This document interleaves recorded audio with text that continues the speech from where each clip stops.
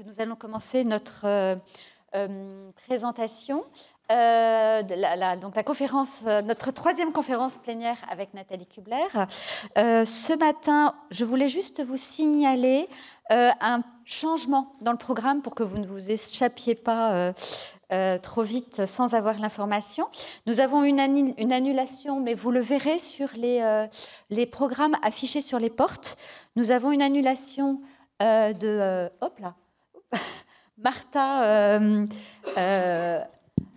Martha Cobor et d'Olivia Sedpuech, qui malheureusement n'ont pas pu venir, et Arthur Joyeux, qui avait un souci également, pour lequel on a dû en fait, inverser sa communication initiale qui était là, sous la présidence de Daniel Kandel, et en fait on va avoir Arthur... Oui, c'est ça. Arthur était là à l'origine sur vos programmes initiaux. Et en fait, Aboubakri va passer à la place d'Arthur Joyeux. Vous suivez? Parce que c'est pas très, très simple. Je suis navrée. Excusez-moi, un petit peu de fatigue aussi. Je vous prie de m'en excuser. Par ailleurs, les personnes qui ont besoin d'attestation ou de choses particulières, il y a des choses qui sont prêtes à l'accueil pour vous et rien que pour vous. Donc, n'hésitez pas à les demander. Et je vais donc laisser la parole maintenant donc, à Nathalie. Nathalie, donc, qui donc, nous a fait l'honneur je vais te donner ça. Oui. L'honneur donc de nous venir accepter notre proposition de faire donc une conférence plénière ce matin et qui nous vient donc en voisine, comme je le disais ailleurs quasiment, et que j'ai invité pour les raisons que qu'elle va vous dire elle-même, et vous en trouverez bien sûr, j'imagine, l'intérêt. Et elle nous vient donc en voisine de Paris-Cité, et appartient au laboratoire. Elle dirige depuis longtemps, 10 ans je crois, le laboratoire CLILAP ARP ou ARP. Et donc là, je vais lui laisser la parole pour lui vous expliquer quel est ce sigle bizarre, avant qu'elle commence sa conférence qui s'intitule, j'adore ce titre, Souvent machine varie, ou comment la machine traite la variation terminologique. Voilà. Merci Nathalie, c'est à toi. Bien. Merci Valérie. Donc le CLILACARP, c'est le Centre de linguistique interlangue, de lexicologie, de linguistique anglaise et de corpus atelier de recherche sur la parole, pour votre information.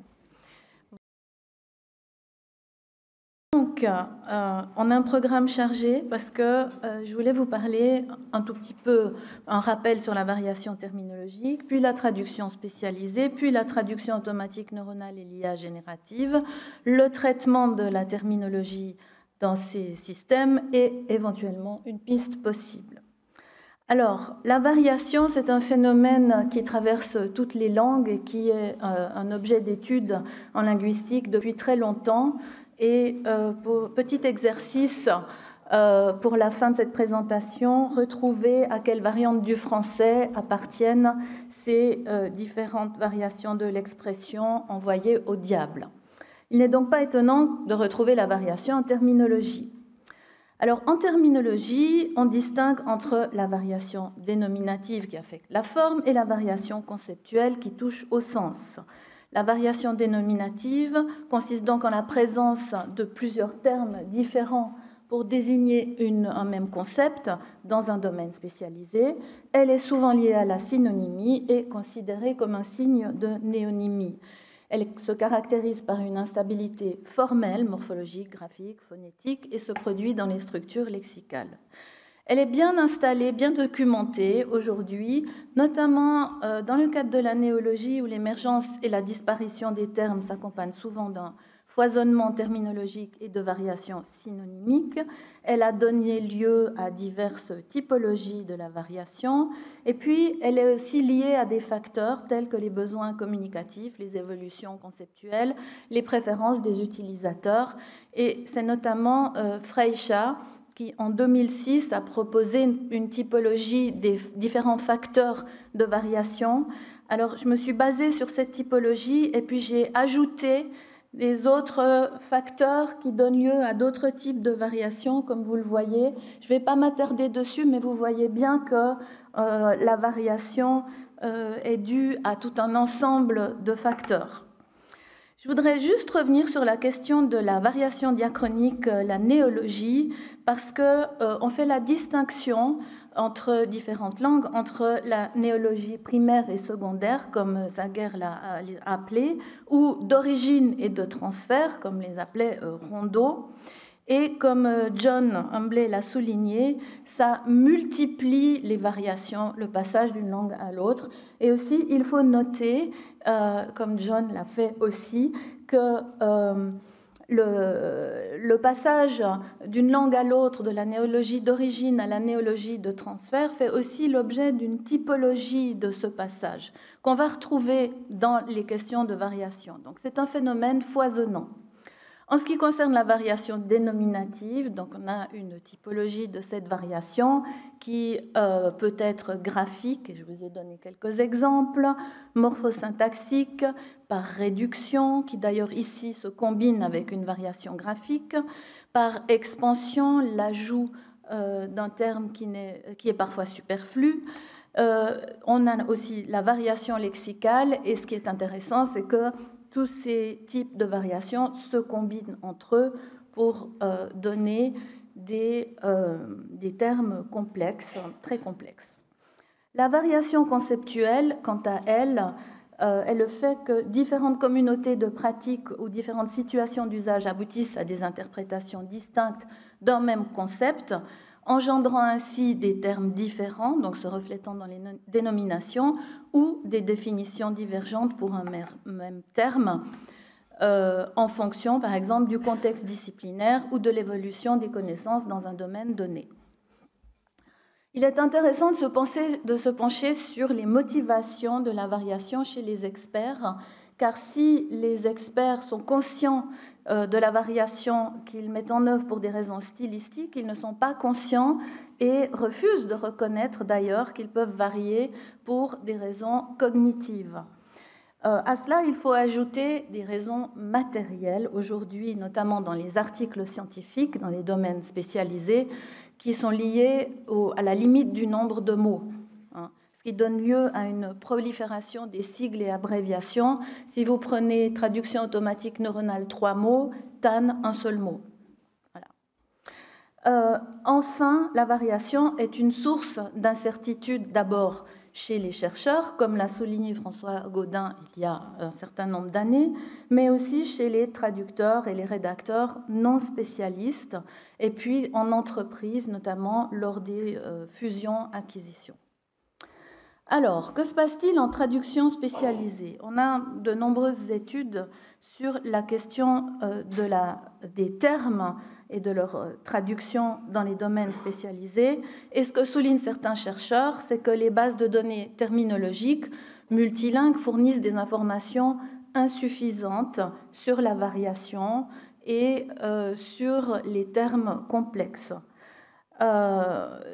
D'autres chercheurs, comme les collègues de Grenade, proposent justement d'étoffer les termes complexes et leurs variations dans les bases de données multilingues. Alors, prenons la question des termes simples ou complexes, mais surtout la question des termes complexes. En terminologie, quand on parle d'équivalence, en fait, on parle d'une équivalence directe, c'est-à-dire qu'à un terme dans une langue source correspond un terme dans une langue cible. Mais quand on examine cette question du point de vue de la traduction, on a des équivalences qui peuvent être terminologiques, mais aussi fonctionnelles, qui tiennent compte du contexte de la phrase ou du paragraphe ou même du texte. Donc c'est un contexte qui est lié au contenu et lié au contexte linguistique. Donc l'équivalence terminologique n'est pas forcément égale à l'équivalence traductologique. Prenons par exemple le terme creep en sciences de la Terre dans le grand dictionnaire terminologique. Donc en anglais, ce terme signifie en gros une déformation lente, et le grand dictionnaire terminologique nous donne deux équivalences terminologiques, le fluage et la reptation, qui sont attestées depuis longtemps et donc qui ne sont plus liées à un phénomène de néologie. Ce sont vraiment des variantes.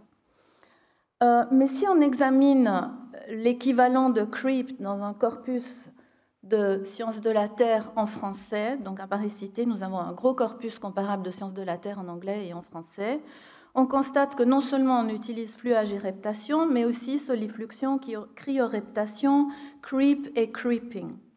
Et en fait, l'emploi de ces différentes variantes dépend du contexte spécialisé du domaine.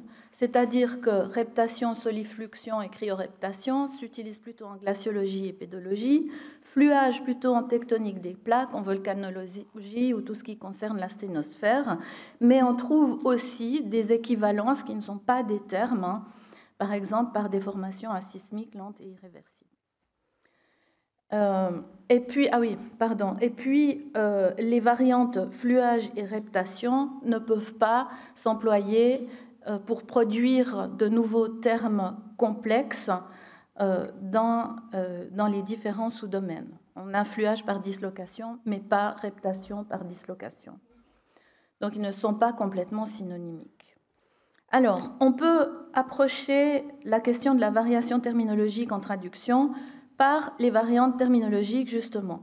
C'est ce qu'ont fait nos collègues Leonard House et Cabezas Garcia, qui travaillent sur ce qu'elles appellent les multi-word units, c'est-à-dire les termes complexes et leurs variantes en anglais et en français dans le domaine de l'environnement. Elles constatent qu'il y a une grande variété de solutions possibles dans la traduction, dont certaines sont plus adéquates que d'autres pour chaque contexte. Voilà, ça c'est la règle générale pour les variantes terminologiques en traduction spécialisée.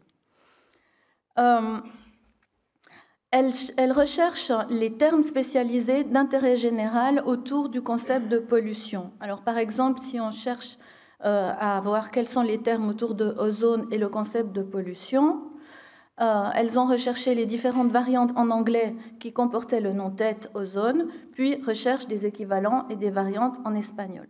Et dans différentes sources, des sources d'abord traductionnelles, c'est-à-dire des corpus parallèles qui ne sont pas hyper spécialisés, comme Opus 2, Eurlex et Lingui, dans lesquels on trouve des variantes de ozone pollution en anglais et leurs équivalents avec les variantes en espagnol, des sources terminologiques, comme les bases de données Termium et IATE, des sources originales en espagnol, donc un corpus comparable en espagnol, interroger pour trouver les variantes, compléter les variantes en espagnol, et Google Scholar. C'est-à-dire qu'on a des sources qui n'appartiennent pas au même registre, aux mêmes situations de communication, et ça leur permet de trouver 234 termes autour de cette idée, de ce concept de pollution.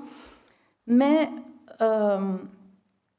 et voilà un exemple, donc pour ozone pollution, vous voyez les différentes variantes de l'anglais et puis ensuite leur équivalent ou traduction dans les différentes sources. Alors, les variantes sont très nombreuses, mais ce sont des variantes qui appartiennent à des registres différents. C'est vraiment une approche plutôt terminographique. Elle constate qu'il y a un degré de variation très élevé, plus élevé en espagnol qu'en anglais, ce qui n'est pas tellement étonnant, étant donné que l'anglais est capable de compacter l'information dans des termes constitués de NN ou NGN, etc., alors qu'en espagnol, comme dans les langues romanes, on est obligé souvent de déballer les termes. On a vu quand même hier en français que les structures compactées existent, hein, avec la soupape pressurisateur, voilà, c'était ça. Et puis ça a été décrit en français dans la langue générale par Pierre Arnaud il y a longtemps aussi. Donc, elles élaborent à partir de là une typologie de stratégies de traduction, mais orientée terminologie, stratégies qui peuvent d'ailleurs générer ou non des erreurs. Donc, parmi les variantes qu'elles ont relevées, il y a des erreurs. Mais cette typologie, voilà, ressemble à ça. Enfin, c'est la typologie. Mais vous voyez qu'en fait, ces typologies reflètent aussi les typologies de la formation néologique. Hein. Et finalement, on verra qu'il n'y a pas de miracle, on ne peut pas faire n'importe quoi avec la langue et on retrouve à peu près toujours les mêmes stratégies. Alors, on peut aussi prendre la question de la traduction de la variation terminologique avec des termes simples ou complexes par un autre bout, c'est-à-dire la traduction des groupes nominaux complexes dans les langues de spécialité, qui, eux, englobent des termes, mais qui donnent déjà un contexte qui complexifie la situation et qui peut faire varier la traduction des termes.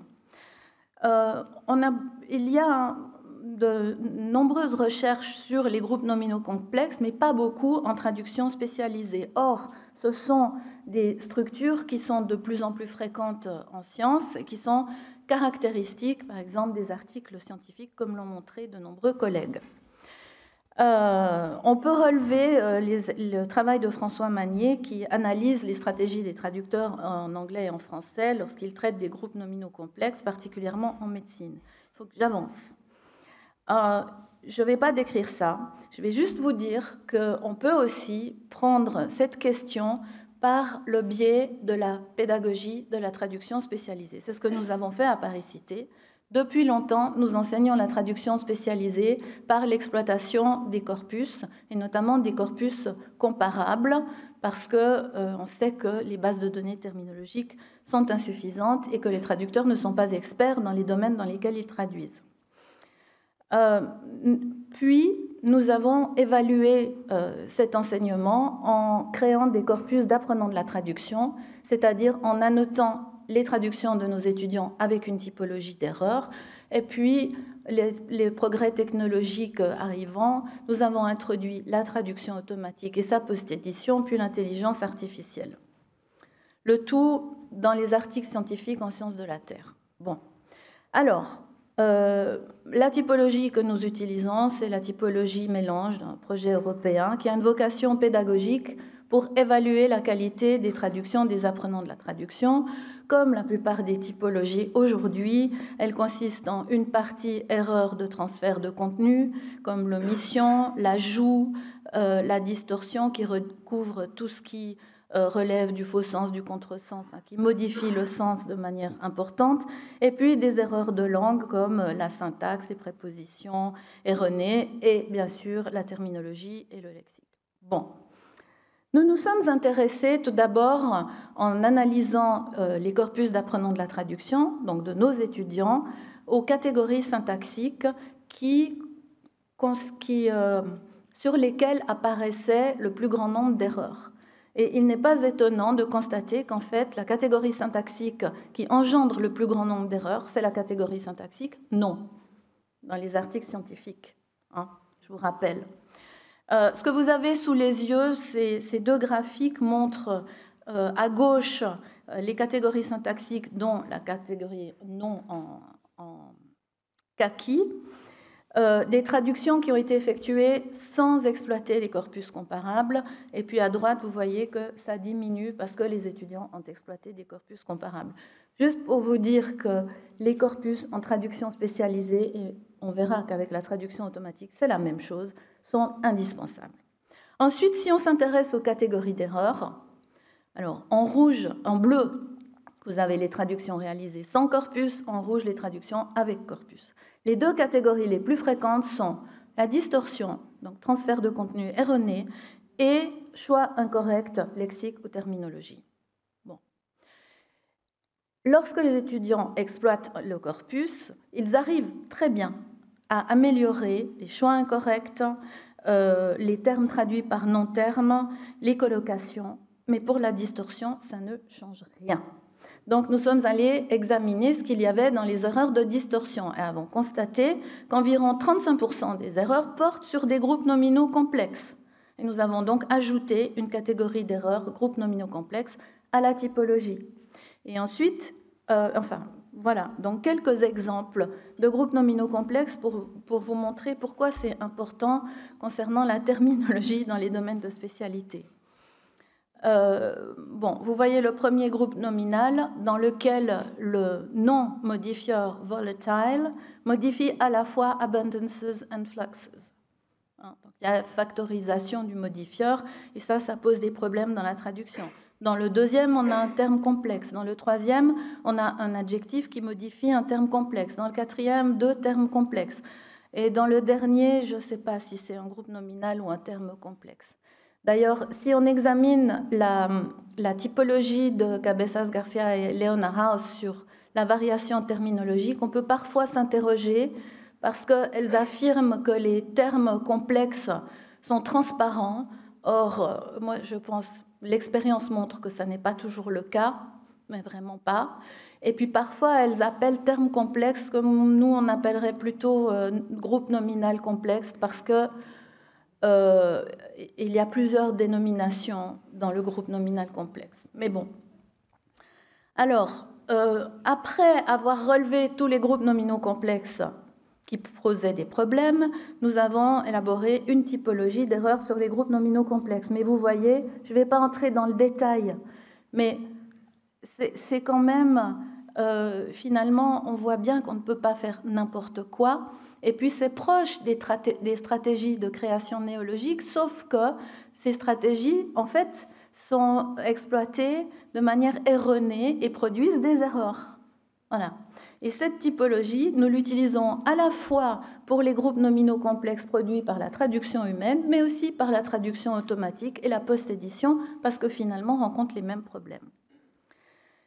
Donc, on a 2 approches ici qui produisent des résultats similaires dans la catégorisation de ce que nos collègues appellent stratégie et ce que nous appelons erreur, avec des objectifs distincts. D'une part, obtenir des données classées bilingues sur la variation des termes composés, et d'autre part, obtenir des données triées sur les difficultés de traduction des groupes nominaux complexes comportant des termes pour la formation des traducteurs.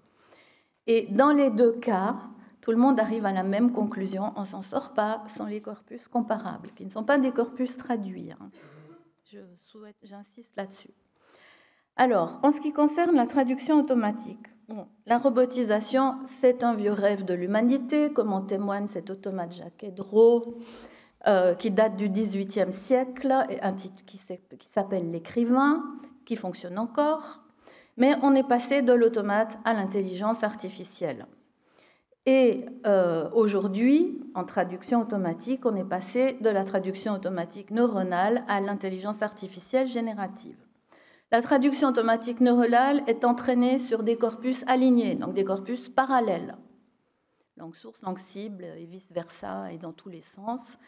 Et elle fonctionne de la manière suivante, en gros, il y a un décodeur qui décode la langue source et un encodeur qui encode dans la langue cible. L'IA générative est entraînée sur des corpus multilingues non alignés, donc comparables, et elle ne fait qu'encoder. Donc, ces systèmes manipulent des symboles uniquement. Ils ne comprennent pas, ils imitent. J'insiste là-dessus. Alors, on sait quand même que la machine à traduire traduit mieux, ou machine mieux. On est passé de systèmes symboliques peu efficaces à des systèmes qui peuvent, selon les points de vue, se passer de l'intervention humaine. Alors, moi, je pense que non, pas du tout, on ne s'en passe pas si on veut obtenir une traduction de qualité, et je ne suis pas la seule.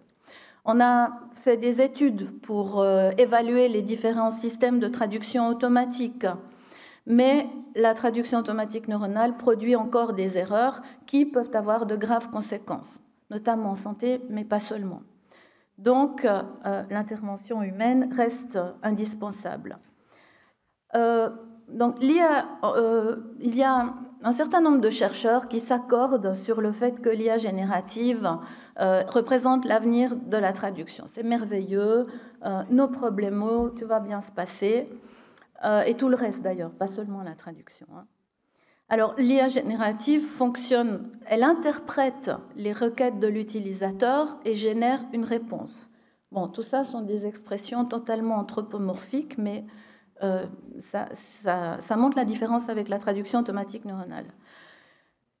L'usage des prompts, donc aujourd'hui dans la recherche sur l'évaluation de l'IA générative, permet de personnaliser le système, contrairement au système de TAN commerciaux. Par exemple, l'IA générative semble être plus efficace pour imiter les styles, le style littéraire ou le style poétique, que la traduction automatique neuronale.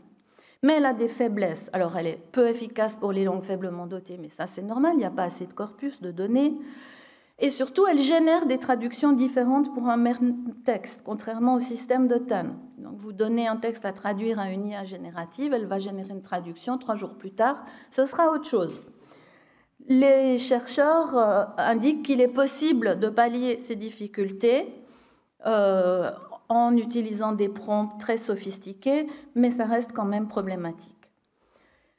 Un chercheur en TAL, en 2023, a évalué DeepL, Google Translate et ChatGPT et montre, en traduction spécialisée, et montre que DeepL reste toujours meilleur.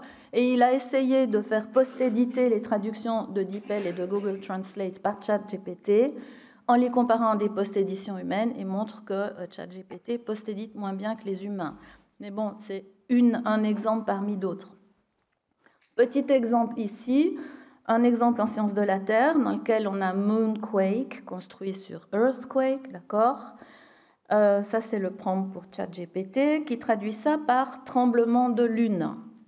Donc, il n'est pas le terme à tester en sciences de la Terre pour Moonquake. DeepL, lui, traduit ça par séisme lunaire, qui est correct. Et lorsqu'on demande à ChatGPT d'évaluer la traduction de DeepL, il nous explique que le terme Moonquake est correct, mais perd la connotation spécifique de... séisme lunaire est correct, mais perd la connotation spécifique de Moonquake. Donc, voilà. Donc, l'IA générative et la TAN, ce n'est pas tout à fait le même combat, mais problémo quand même. Alors, la question de la variation en traduction automatique, variation terminologique. Le traitement automatique des langues traite très peu la variation terminologique, parce que c'est un vrai problème en fait.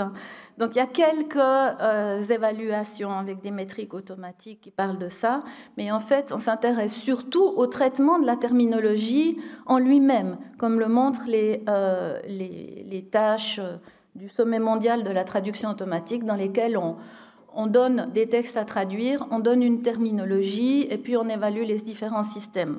Le problème, c'est que les terminologies qui sont données comportent principalement des termes simples, très peu de termes composés et des termes composés de 2 éléments.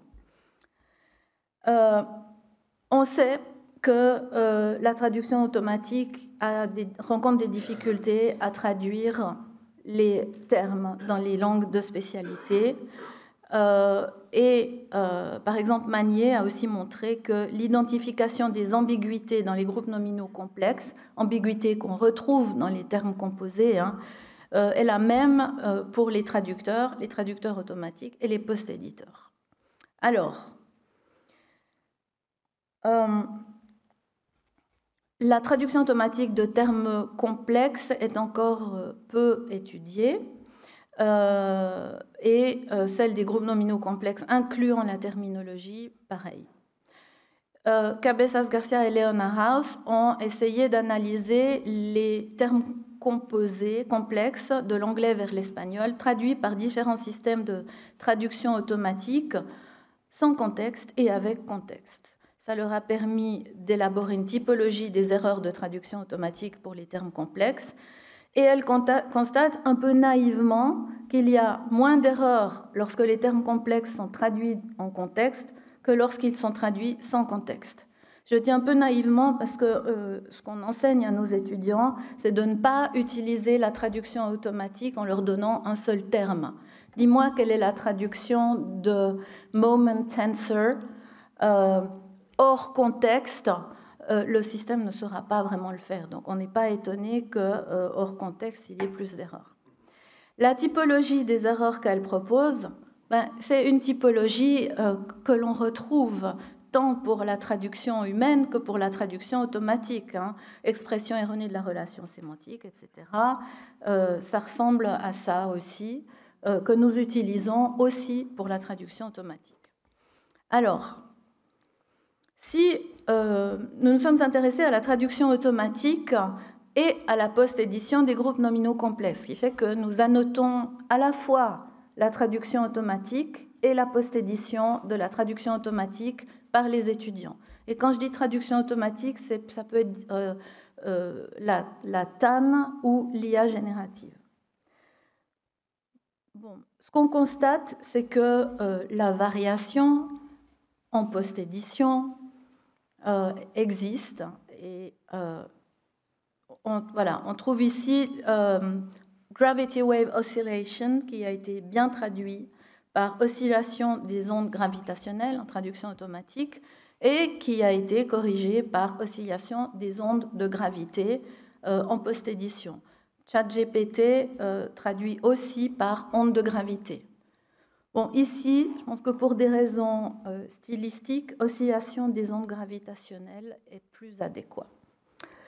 On trouve aussi des variations lexicales erronées. Par exemple, ici, average rate, qui a été bien traduit par DeepL, par rythme moyen, mal traduit par ChatGPT, taux moyen, et mal post-édité, avec une troisième possibilité, par l'étudiant.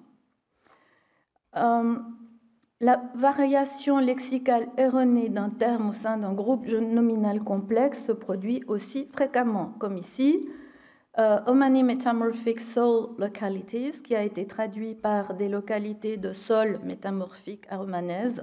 Soil, en sciences de la terre, ça n'est pas le poisson. Hein. Ça n'a pas été corrigé dans la post-édition, mais il se trouve que ChatGPT, lui, l'a bien traduit. Variation d'un terme erroné par une traduction littérale. Donc, low angle thrusting, qui a été traduit littéralement par DeepL en poussée de faible angle, à faible angle, alors que le terme attesté, c'est chevauchement à faible pendage. Et chez ChatGPT, on trouve un mélange entre chevauchement, le terme correct, et la traduction littérale faible angle, qui n'est pas utilisé en français, qui n'est pas attesté en français. Donc, ce que ça montre, en fait, c'est que Bon, je ne vais pas... John, tu aimeras cet exemple, parce que c'est un exemple avec Moment Tensor. Mais bon, je ne vais pas m'attarder sur cet exemple. Ce que ça montre, en fait, c'est qu'on ne peut pas faire confiance à la traduction automatique, ni à la traduction automatique, ni à l'IA générative. Et il est très difficile, parce qu'au départ, ce que nous essayons de faire, et ce que tout le monde essaye de faire, c'est de repérer des régularités dans les erreurs. Et en fait, il n'y a pas vraiment de régularité. On a constamment des surprises dans les deux cas. Et d'ailleurs, l'autre jour, à une journée organisée sur l'IA, organisée par l'Académie des sciences, une traductrice professionnelle expliquait que l'activité de post-édition était quelque chose de beaucoup plus lourd cognitivement que la révision des traductions humaines, parce que, comme on ne pouvait pas prévoir, il fallait être concentré sur l'ensemble du texte. Il n'y avait pas de régularité dans les problèmes comme on peut les rencontrer chez les humains. Alors, on retrouve le même type d'erreur que chez les humains, mais sans régularité. On ne peut pas prévoir. Que fait le TAL pour traiter ces questions de terminologie? En traduction automatique neuronale, ils essayent de contraindre la traduction automatique et notamment contraindre la phase de décodage. Mais ça nécessite de grosses ressources parallèles qui sont plutôt rares. Il faut aligner des phrases, mais des milliers de phrases pour pouvoir entraîner les systèmes. Donc, on essaie d'exploiter des corpus comparables et d'extraire automatiquement des équivalences terminologiques dans ces corpus. On développe des ressources par le biais des campagnes d'évaluation. Et il faut trouver un compromis entre forcer la main au décodeur et interférer le moins possible avec les choix de l'encodeur, parce que l'intégration de terminologie dans les systèmes de traduction automatique pose des problèmes de détermination et d'intégration des termes simples dans les groupes nominaux complexes. Bon. Donc, la traduction d'un terme et de ses variantes peut générer une traduction automatique des erreurs, voire parfois même des hallucinations. et la traduction machine entraîne des variations terminologiques au sein du texte. Parfois, les variantes sont bien traduites, il n'y a pas de problème. Parfois, elles sont mal traduites. Parfois, le fait pour un terme composé complexe de se retrouver dans un groupe nominal complexe engendre des erreurs supplémentaires. La question des sigles aussi est un gros problème dans la traduction automatique, que ce soit TAN ou IA générative. Là, je prends un exemple extrait d'une thèse qui va bientôt être soutenue chez nous, Maud Bénard, qui a travaillé sur la variation des termes dans la traduction automatique dans le contexte des groupes nominaux complexes et qui montre que, par exemple, ici, si les systèmes arrivent à traiter empty systems en les traduisant correctement par système de TA, pour DeepL, Phrase-Based SMT, système de TA basé sur, et là c'est segment et pas phrase, mais bon. Dans d'autres cas, vous voyez ici par exemple, NMT, c'est Neural Machine Translation, donc TAN, traduction automatique neuronale, qui n'a pas été prise en charge correctement par le système. Bon. C'est un exemple, mais c'est un phénomène qui revient extrêmement fréquemment. Et puis, dans l'autre sens, là j'ai beaucoup parlé d'anglais vers le français, mais dans le sens du français vers l'anglais, il y a des difficultés qui restent insolubles. C'est-à-dire le fait pour l'anglais de pouvoir compacter et décompacter donc des groupes nominaux comme NN en N of N avec des fonctions rhétoriques ou cognitives, etc., ben ça, c'est très difficilement pris en charge par la traduction automatique du français vers l'anglais. Ici, on a le groupe retrait des avions bruyants en français, qui devrait être traduit dans sa première occurrence par un terme compacté, Aircraft Withdrawal Programs, et dans sa deuxième occurrence par Withdrawal of Aircraft.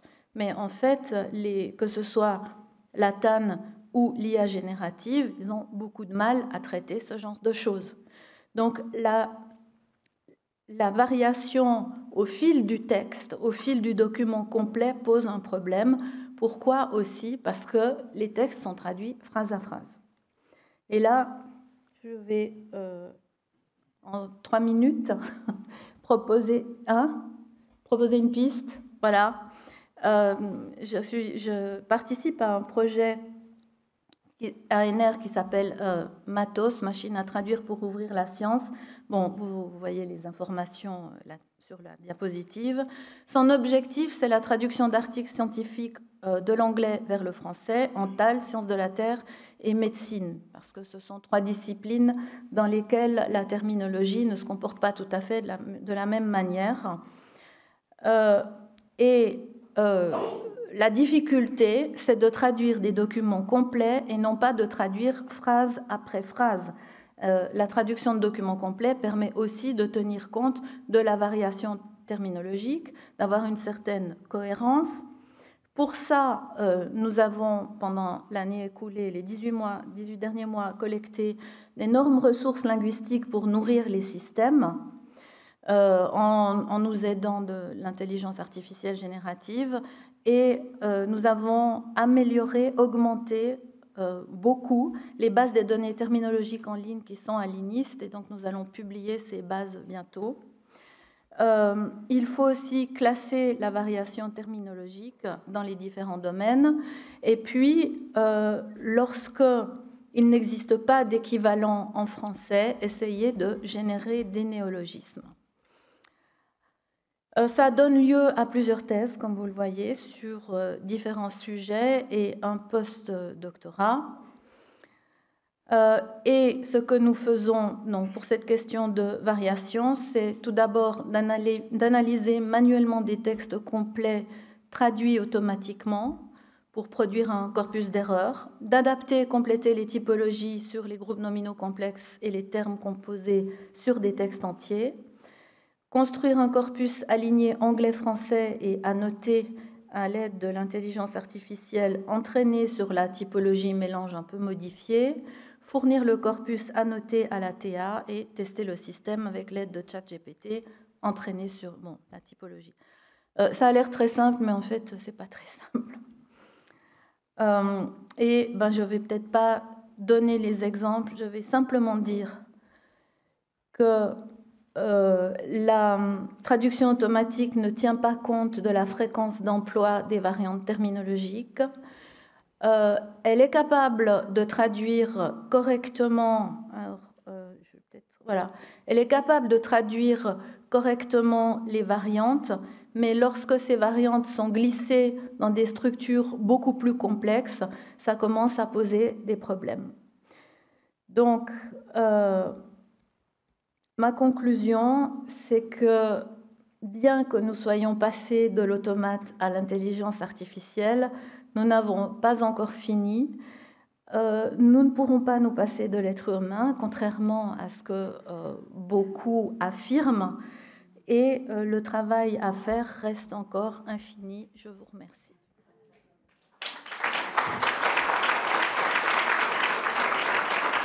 Ça, c'est la réponse au petit test du début.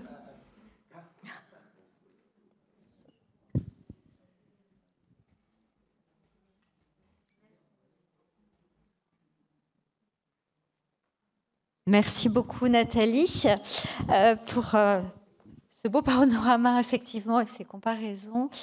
Alors, avez-vous des questions ?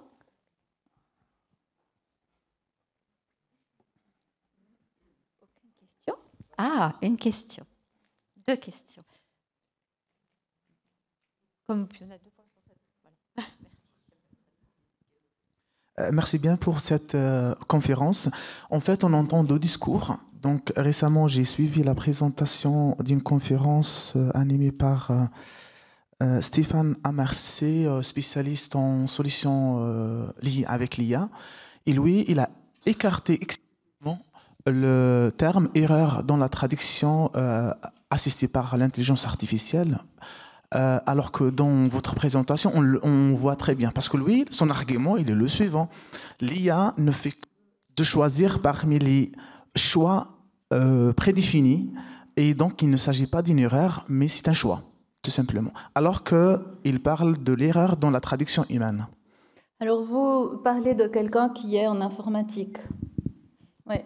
Donc, en traitement automatique des langues, on évalue beaucoup les systèmes, que ce soit l'IA ou traduction automatique, justement pour les améliorer. C'est un domaine de recherche qui est très développé. Mais on les évalue avec des métriques automatiques qui ne permettent pas de savoir, lorsqu'on dit qu'il y a 57, que la qualité est à 60%, par exemple, ça ne permet pas de savoir quels sont les problèmes sur les 40% restants. Et ce qu'est en train de faire le traitement automatique des langues, et c'est ce qu'on fait dans Matos par exemple, c'est d'essayer de créer des métriques automatiques, mais qui s'appuient sur l'évaluation humaine de la traduction. Parce que finalement, c'est très bien de dire que l'IA fait des choix, mais qu'est-ce qu'on attend d'une traduction ? On attend... Bon, alors... On sait qu'on peut avoir une traduction rapide pour avoir le contenu, connaître le contenu d'un texte sans qu'elle soit parfaite, etc. Mais après, dans le monde de la traduction professionnelle où on achète des traductions, on attend que la traduction soit correcte. On n'attend pas de faire des choix comme ça qui ne correspondent pas au genre textuel, qui ne correspondent pas à la demande du donneur d'ordre, qui ne correspondent pas au public qui va lire la traduction. Donc, en fait, ce sont 2 mondes différents qui se parlent maintenant, mais ce sont 2 mondes différents. Oui, l'IA fait des choix, mais dans le contexte d'une traduction qui est vendue, achetée par quelqu'un, ces choix sont parfois erronés. C'est tout. Merci. François Gaudin ? Oui, je confirme, François Gaudin. Merci beaucoup, Nathalie, c'est très, très intéressant. Et alors, il y a une chose qui m'a frappé, c'est que dans ton texte, variation revient tout le temps.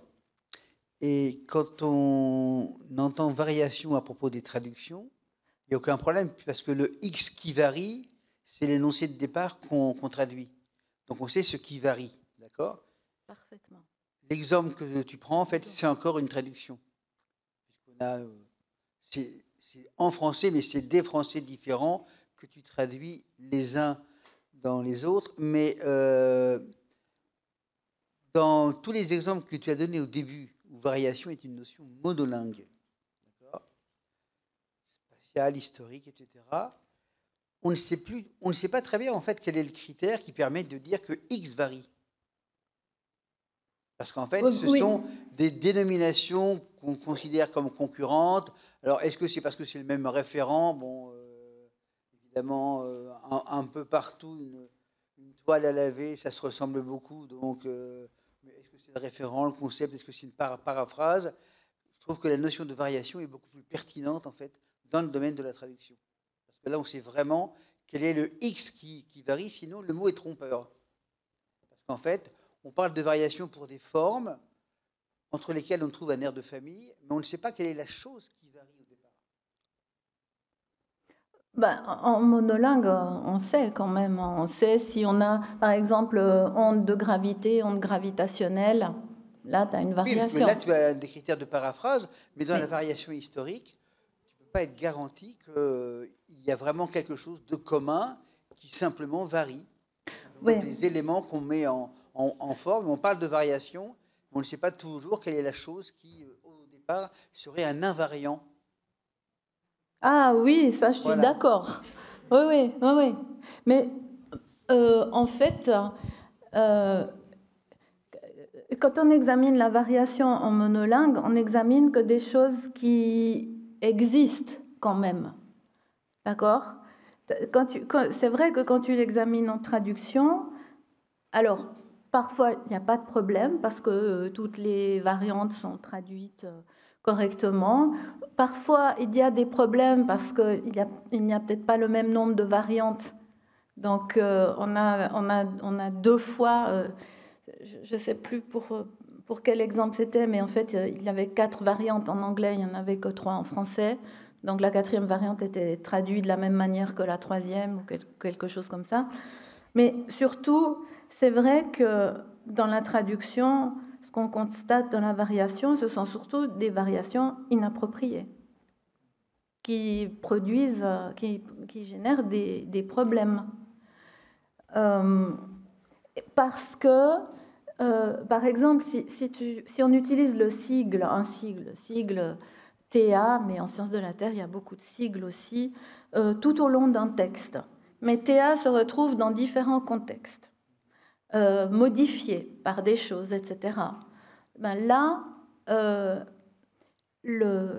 on va rencontrer des variations dans la traduction du sigle parce que les contextes sont différents. Et ça pose des problèmes, mais c'est vrai, en traduction. Et en traduction humaine et en traduction automatique. Je ne sais pas si j'ai bien répondu, bien compris ce que tu voulais dire. C'est ça, hein.